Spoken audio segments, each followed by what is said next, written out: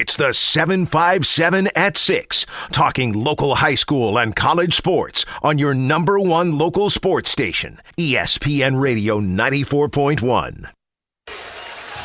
There it is. Here's Freeman. That's a travel. He's got a shot. Oh, my God! Oh, my God!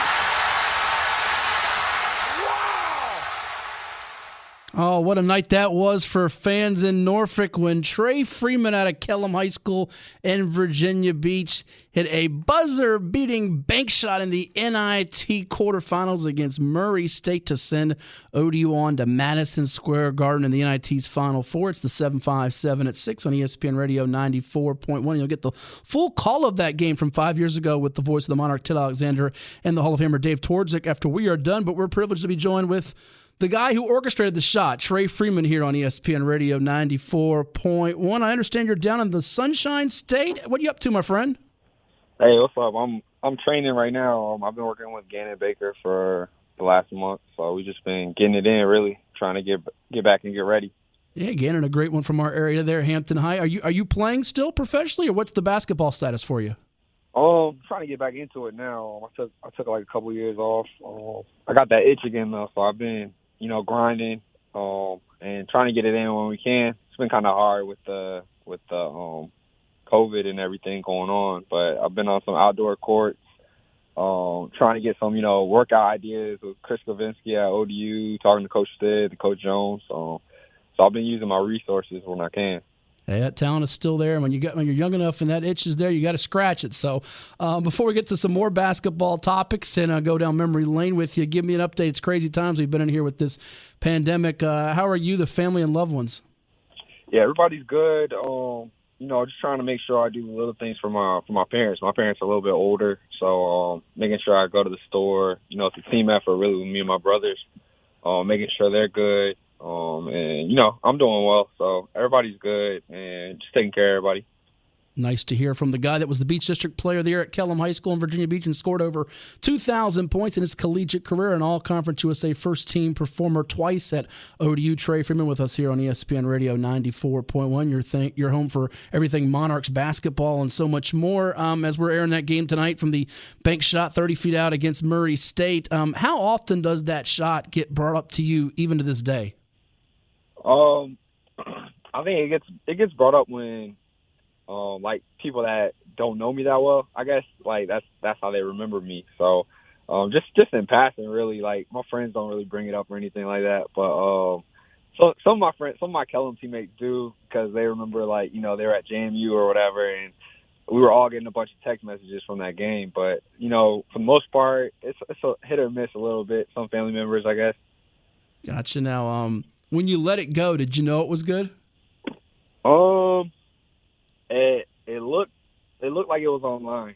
Coach Jones, we used to practice that play, after every practice. But I never made it, so I was mainly just concerned with trying to get the ball and then getting a good arc on the shot. Really. Now, you mentioned how often you practiced it. Have you tried to recreate it even since the shot, or no? Nah, not any more than we normally do, just messing around after, just shooting half-court shots, but not really. I don't really mess around with that too much. People don't realize, some do, some don't, that that team you played was really good. And they had a guy named Cameron Payne who was very, very good. He was a 2015 first-round pick by OKC, and I think he's still in the league with the Phoenix Suns, if memory serves me right, in the NBA there. 23 points that night. So you guys had to beat a pretty tough team to get to that point. Yeah, our team was pretty. We were pretty good too. They had a good team, definitely. I think we played them the year before, so we were kind of aware.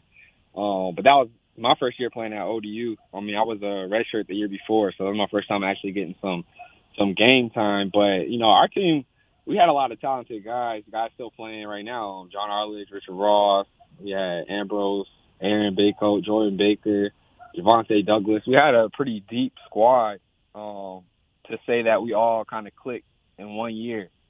We got ranked. We were winning a lot of games. So especially in the TED, it didn't feel like anybody could really beat us in the TED. Like the last 3 weekends at the TED, I think we beat people by like 20 points. like on Richard Ross's senior night, we went off. So I don't know. We had a good team. We were pretty tight, so we weren't really thinking about all that. We played a few good NBA guys, and we beat most of them. So that was just kind of how we were moving at that time. Yeah, not too many people want to mess with you guys there in that arena at the TED, now known as Chartway Arena. You had a pretty good home court advantage with all the fans roaring you on and the Monarchs to a lot of victories there during your time at ODU. And to be a part of one of the biggest moments in ODU history, Trey, I mean, that's forever. It can't be taken away. How much pride do you take in that? I take pride in like the winning that we did in the time I was there, and being able to, be a part of some of the teams that, when I chose to come to ODU, they were just off of 5-25. So it wasn't like it was just a one man type of thing or anything like that. I just take pride in being on those great teams that helped bring it back a little bit. Back when we were at Kellam, Coach Hatfield used to take us to ODU games. So I watched Ben, Finney, and Frank, and Kent, and Darius, and all of them. So I had a pride about ODU. I had a pride about representing the 757, definitely already. So, and I had a chip on my shoulder too because I wasn't really recruited by anybody. So I have a pride in representing ODU, definitely. Yeah, we'll dig into some of those memories at Kellam High School with the Virginia Beach product who started Old Dominion University. Trey Freeman here. A little bit more with him on the 757 at 6 on ESPN Radio 94.1 before Monarch Rewind comes your way at the top of the hour, reliving the classic between the Monarchs and Murray State from the 2015 NIT quarterfinals. And Trey, you're not on Twitter, are you? Nah, I'm not really on anything, really. You're not a social media guy? Nah, not at all. I'm old school. I didn't really, even when I was at school, I don't really go out. I don't drink. I don't do any of that stuff. I just work. But yeah, I have an Instagram though, but I don't really get on it too tough. My brother made it for me. But nah, I'm not on Twitter. Okay. I got a picture that you posted a picture of me back in high school. I did, yes. Someone sent me that. I was like, I don't even have that picture. Word travels fast. I was going through it today since it is Throwback Thursday. It was funny. Someone actually tweeted, and I'm not going to put the name that actually tweeted this, but someone who didn't even make the basketball team at Tallwood said, man, I hated that Trey Freeman guy. I mean, he gave us 30 when our school played him. And that beach championship, though, was lit with him and Ty. I believe it was talking about Tyrese Thomas, though. So even your enemies have admiration for you. Yeah. You know what? Out of the two things people remember me for, I think is that shot you're talking about in high school against Norcom. People always talk to me about that. Like anybody that knew me before ODU, they're always like, oh, because being from the beach, we were slept on a lot, so that was kind of like a coming out party for me, like being able to play in front of Norfolk and Portsmouth. So yeah, I have a lot of respect for the guys that we played against, but they show me love definitely. Listen, I took some criticism when I get on the airwaves and people are saying, oh, those Kellam guys are getting run out in the first round. I'm like, you're crazy. They're 27-1, 18-0 in the beach with this Freeman guy at the point. He's a throwback. You got Ramon Snow, Ned Reddick, Christian Burton, Ross Ward. These guys are ready to play. It was one of the best we've seen around here, whether it was the beach or in general. What made that group so special? We'll get to that Norcom game in a second. I want to let you marinate with that. But what made your group so special there? Man, that was the tightest team I've ever – other than that ODU team. Like, the ODU team that I was on was the only thing that I could ever compare to that Kellam team. Like, I mean, we took the Kellam team, we took butt whoopings, though. My first 2 years, we were 2-20, 4-18. So we got our butts kicked for 2 years, and then we played, we drilled a lot, we practiced, and we struggled together, and we were all young the whole time. So come the senior year, I mean, we were only about 6 or 7 deep. We had my boy Afani, Asuchiku as well. You named pretty much the starting five, and then Afani and Dean got hurt. So we just had a really tight team, and that was what I loved about ODU. It was a parallel to that. Like, we were super tight, like them two teams. And when you have a tight team, you can win games like that. It definitely helps.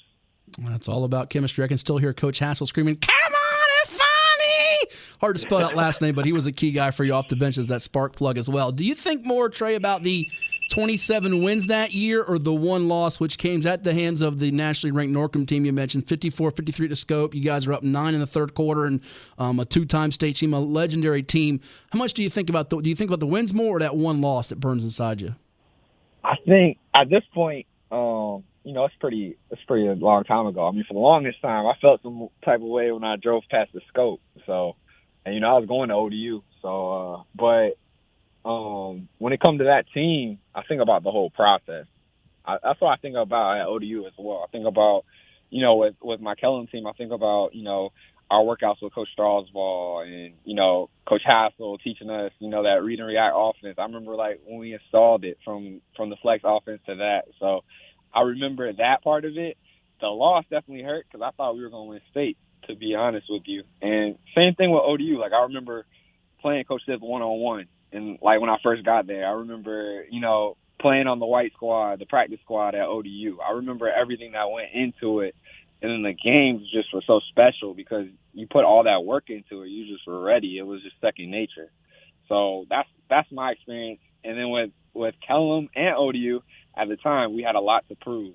So I had a chip on my shoulder, a huge chip on my shoulder. So that's the most I remember. I always had a chip on my shoulder. I always rode for my teammates, and we were always on, tight teams. So I've been blessed to be on a couple of great teams like that. Your message to high school kids, take it a senior this year. It's so strange with pretty much no AAU basketball, and they're not even sure they're going to have a season. I mean, there might be a senior point guard that's like a Trey Freeman that's being overlooked and slept on, has that Division I dream. What's your message to those guys? Because you lived it, and I'm sure you've got some good food for thought on it. Yeah, I mean, we're all in the same position. I'm in the same position again. I've been there before, so I'm prepared for it.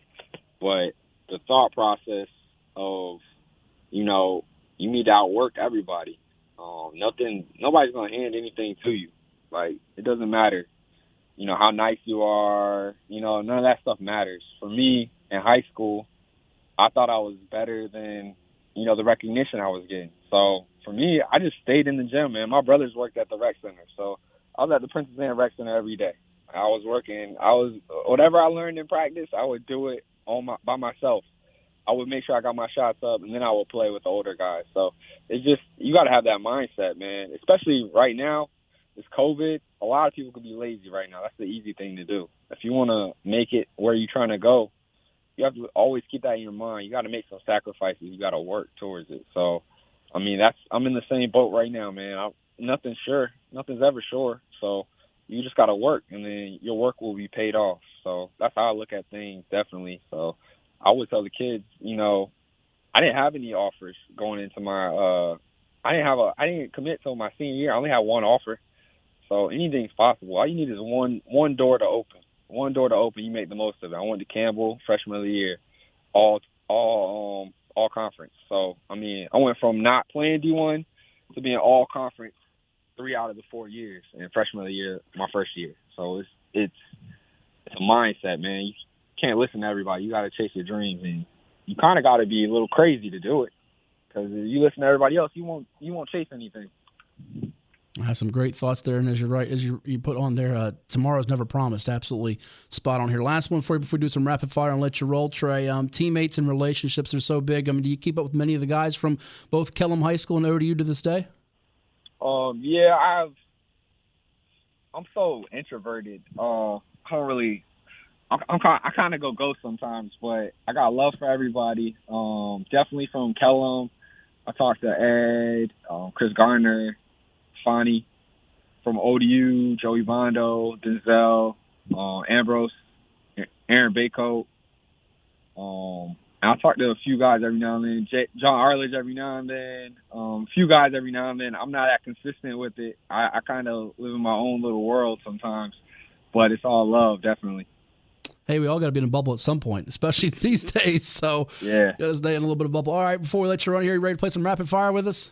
Yeah. Here we go with the former standout at Kellam High in Virginia Beach, and then at Campbell, and then, of course, at Old Dominion University, where he was an all-conference USA performer, not once, but twice, and had that memorable shot to send him on to the NIT Final Four. Trey Freeman with us here on ESPN Radio 94.1. All right, Trey, what's the best TV show or movie you've watched during the pandemic? Ozark. Ozark, all right. If you needed a fake name or alias, what would it be? I would just, I don't know. Probably my government name, James. Okay. James Freeman. Nobody knows my government name. You wouldn't change the last name, though, and just go with James Freeman? Nah, maybe. I don't know. Pass. You could go James Hassel and pretend you're like someone James related to Hassel. Yeah. Coach Hassel. All right. Best gift you've ever received. What's the best gift you've ever gotten? When I was little, my brother gave me a TV. Okay. Yeah, when I was little for Christmas one time. I was young. I didn't have a TV. My brother got me one. Nice. Good brother there. Okay. Horse game today, or we do it tomorrow on the 24th of July, 2020. Okay. Who wins, Trey Freeman or Bryant Stith? Of course I win. Okay.